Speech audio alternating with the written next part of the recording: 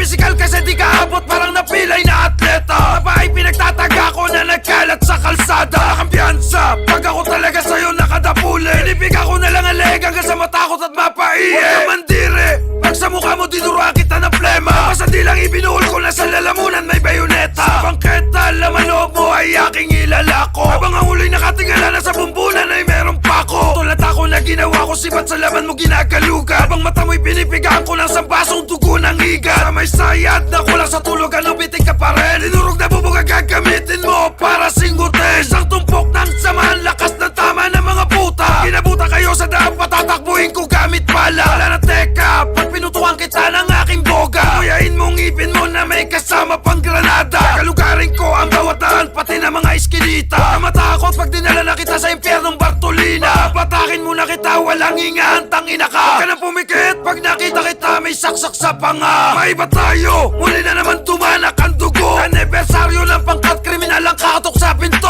Sabay ablot kaya si Bebe pag nakitang lumabas. Sadyakan ko pabalik, sasakaling ko na sintas. Ang lamesa na mahaba, gagamitin mong imlayan. Habang asawa mo't anak, pinapanood kang gumagapa. Di ba matapang ka, halika, bibigyan kita ng takal. Yan sa kada suntok ko, katawan mo'y gagawin ko lugaw. Bago kita katayin at paulit-ulit saksakin. Ang alaman mo'y dudurugin bago igulong sa asin. Sa iyong asawa, ako ang bahala pag kulang na siya sa kanto. Sampung mga bata ko sa oblo, sa kanya ay indo. Patay ang takot pag binalot ka ng puting kumot. Ito pa shotgun, baunin mo na sa mahimbing mo na pagtulog.